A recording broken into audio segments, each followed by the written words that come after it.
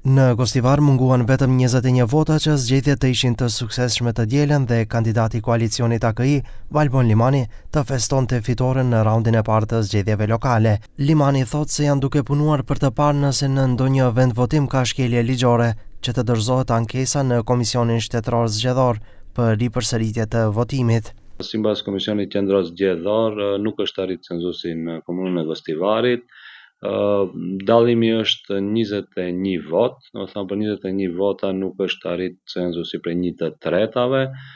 Ekipi jonë është duke i shqyrtuar të gjithë procesverbalet në të gjithë vendvotimet dhe konform afateve ligjore deri sot në ora 19, aty ku kemi bazë ligjore, më shumë gjasa edhe do të ankimojmë në një vendvotim. Por nëse KSZ nuk i merr parasysh ankesat, atëherë do të duhet të shpallen zgjedhje të reja pas 60 ditësh nga dita e shpalljes së rezultateve përfundimtare. Sipas ekipit ton ka disa mangësi, disa zbrastira ligjore dhe varësisht se si do të interpretohen, ligji është i qartë në lidhje me ripërsëritjen e votimeve në qoftë se nuk arrihet cenzusi.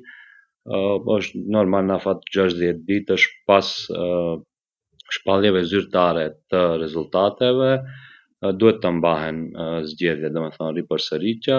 Tash besoj që edhe Komisioni Qendror Zgjedhor do ta bëj ndoshta të pamundurën për shkak se bëhet fjalë për një buxhet të caktuar të cilën shteti duhet ta harxhon, duke ditë se kemi raund të dytë pas 2 javëve, në qoftë se ka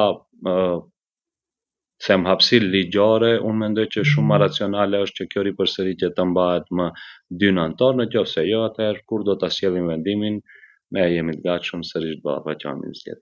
Në Gostivar, Valbon Limani mori 16.929 vota, ndërsa i dyti doli Sebaedin Dauti me 4.221 vota.